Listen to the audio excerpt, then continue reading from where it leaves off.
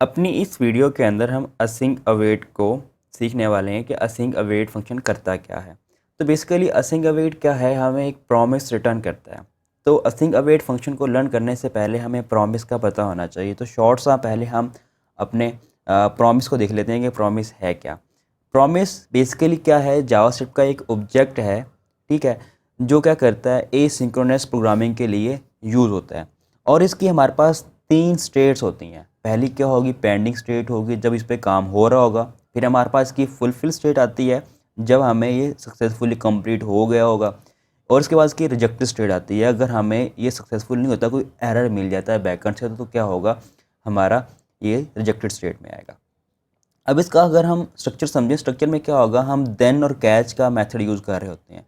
Then में क्या होता है, हमारे सारे फंक्शंस होंगे जो जैसे ही हमारा ये रन होगा, तो अगर वो देन केस में है तो एसिंक्रोनस सारे के सारे फंक्शन पैरेलल एक दूसरे के चलना शुरू हो जाएंगे। अगर कोई एरर है तो फिर वहाँ पे कैच वाला हमारे पास ये मेथड आएगा, और यहाँ पे हम क्या करेंगे, एरर को कैच कर रहे होंगे अगर सपोज करो एपीआई से डाटा नहीं आ रहा। तो इस प्रोसेस को हम देखने वाले हैं। तो हम अपने वी एस कोड में आते हैं। यहाँ पे मैं एक अपना दोबारा से फंक्शन डिक्लेयर करता हूँ, कॉन्स्ट, ठीक है। फैच डाटा के नाम से मैं एक अपना फंक्शन बना रहा हूँ।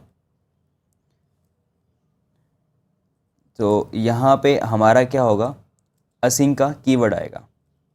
असिंग कीवर्ड बेसिकली दो चीज़ों को यहाँ पे मेक श्योर करता है कि ये क्या करेगा, एसिंक्रोनस प्रोग्रामिंग यहाँ पे चीज़ों को इनेबल करेगा। दूसरा, हमारे पास इसका जो बिहेवियर होगा, जो रिटर्न करेगा, वो क्या होगा, एक प्रॉमिस बेस होगा, ठीक है। तो अब यहाँ पे क्या करेंगे, हम अपना एक और वेरिएबल बना लेते हैं रिस्पॉन्स नाम से, ठीक है। और रिस्पॉन्स के साथ हम क्या करेंगे, अवेट कीवर्ड। अवेट क्या करेगा, यहाँ पे रोक के रखेगा तब तक इसकी स्टेट क्या हो जाती है, फुलफिल या रिजेक्टेड नहीं आती हमारे पास। तो हम एक एपीआई से डाटा फैच करने वाले हैं। तो मैं यहाँ पे क्या करता हूँ, अपना यहाँ पे हम यूआरएल ले लेते हैं। मैं अपने यहाँ पे क्या, और यहाँ से हम एक कोई भी रेस्ट एपीआई पकड़ते हैं।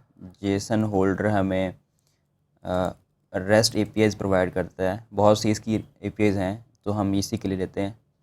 जेसन होल्डर फ्री एपीआई करके सर्च करते हैं।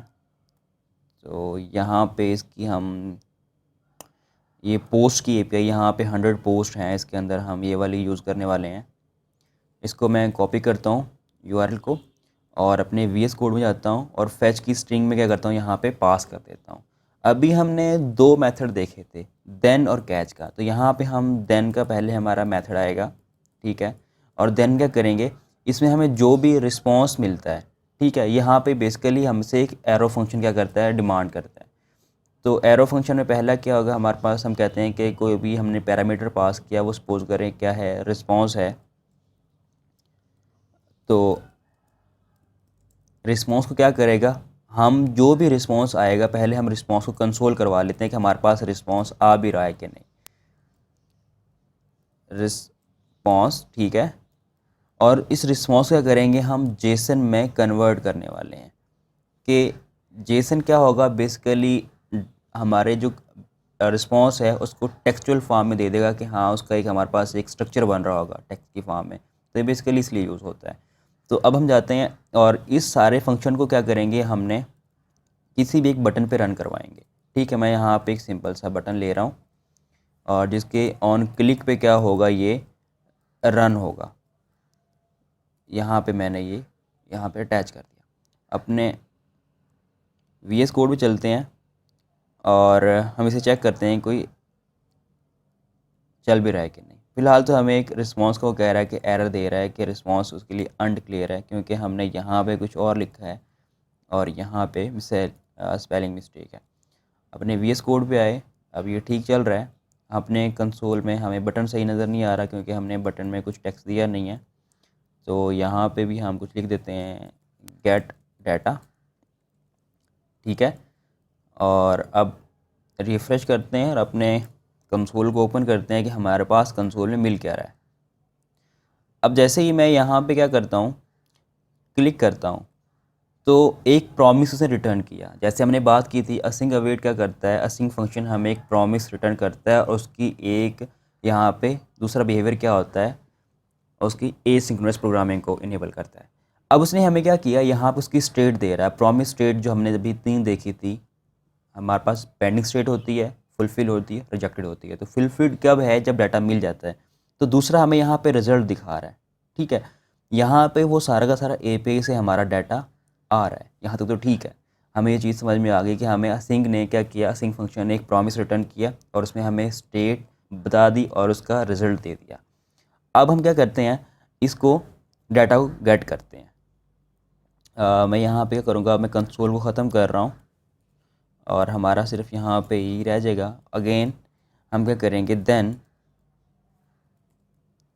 हमारे पास यहाँ पे कोई पैरामीटर पास कर सकते हैं। सपोज करो मैं डाटा पास कर रहा हूँ, तो डाटा को क्या करे, कंसोल करवा दे, ठीक है। डाटा ये मैंने यहाँ पे पास कर दिया। अब हमें क्या मिलना चाहिए, हमें जस्ट यहाँ पे हमने डॉट नोटेशन के थ्रू क्या चले गए, डाटा के अंदर चले गए। तो अब हम चेक करने वाले हैं दोबारा रिफ़्रेश करके कि हमारे पास डाटा आ रहा है कि नहीं आ रहा। दोबारा मैं क्लिक करता हूँ। अब क्या हो रहा है कि हमारे पास इस एपीआई का जो यहाँ पे ये डाटा था, मतलब जो उसने 100 पोर्ट्स रखी हुई थी, वो सब की सब हमें यहाँ पे मिल रही हैं। तो बेसिकली ये सारा असिंक अवेट का बिहेवियर होता है।